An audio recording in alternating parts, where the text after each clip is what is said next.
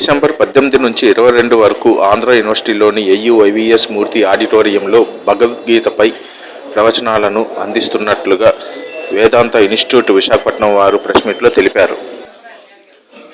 ఈ press meet ఎందుకు పెట్టామంటే ఈ నెల 18వ తారీఖు నుంచి డిసెంబర్ 22 వరకు అంటే ఈ గురువారం నుంచి ఆదివారం వరకు ప్రతిరోజు సాయంత్రం 6:30 నుంచి 7:45 వరకు వేదాంత ఇన్స్టిట్యూట్ విశాఖపట్నం ఆధ్వర్యంలో భగవద్గీత 10వ చాప్టర్ అయిన విభూతి యోగం మీద ప్రవచనాలు ఇంగ్లీష్లో ఇవ్వబడుతూ ఉంటాయి.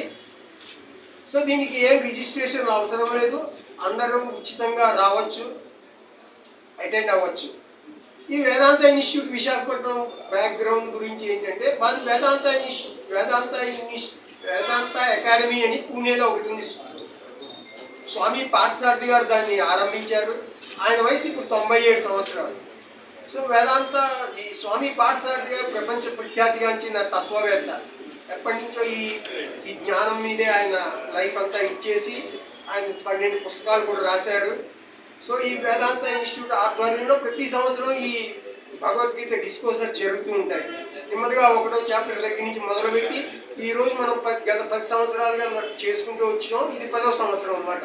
10వ సంవత్సరంలో ఏంటంటే 10వ చాప్టర్ అయిన విభూతి యోగం మీద ఈ డిస్కోర్సెస్ జరుగుతున్నాయి.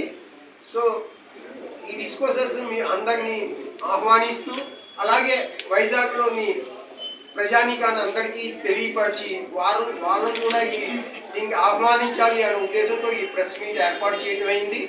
ఈ ప్రెస్ మీట్లో శ్రీ సత్యనారాయణ గారు వేదాంత ఇన్స్టిట్యూట్ విశాఖపట్నం ఫౌండర్ అయిన, అలాగే class member plus Galaxy group of companies chairman గారు